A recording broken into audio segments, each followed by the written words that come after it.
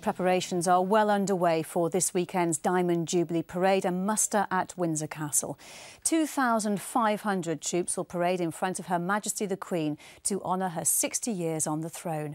In a moment, we'll take a look at RAF rehearsals at Halton, but first, Tim Cooper reports from Wellington Barracks in London.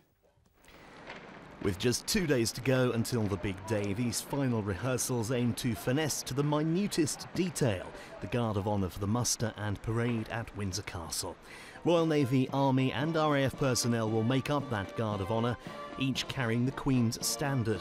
Lieutenant Gemma Radcliffe has the honour of being standard bearer for the Royal Navy contingent. It's a special occasion, once in a lifetime opportunity, so it's never going to happen again. Well, not in our lifetime anyway.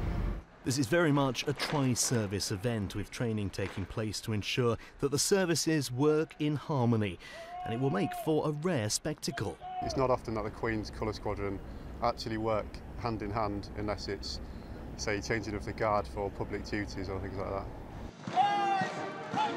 More than 3,000 personnel, their families and veterans will watch a feast of music and marching on Saturday at Windsor.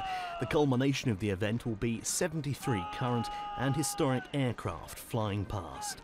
Everyone wants the day to go off without a hitch, but as ever, there is some inter-service rivalry. Whatever the Army can do, the Navy can do as well. Better? Yes. Well, it's not just here in London where preparations are well underway for events at Windsor on Saturday. Victoria Smith has been watching rehearsals at RAF Halton in Buckinghamshire. Yes, RAF staff are practising hard for the parade and muster on Saturday. They're here practising their skills and drills, and they'll be leading a tri-service flypast of more than 80 aircraft from past and present. The parade will feature a new move, a 3 cheers for Her Majesty. It's unique in having so many forces personnel parading together. Some 2,500 will be at the event, and many of those are volunteers.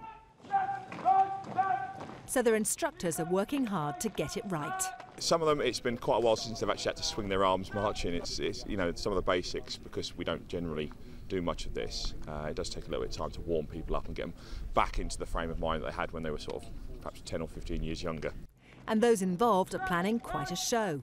I'm just looking forward to just being part of it, being part of history, because I don't think any of us will see this again. Well, we won't. You know, a Diamond Jubilee for a reigning monarch is something which, you know, it will never happen again. You know, certainly not in my lifetime.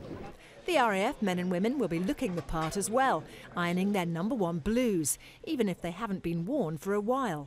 To make sure the trousers are nice and pressed, like nice sharp crease down the front, make sure our #1 jackets are nicely pressed as well, our medals are shining, and our shoes are polished as well to a high standard.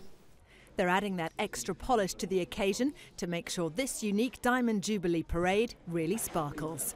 Victoria Smith, Forces News, RAF Halton.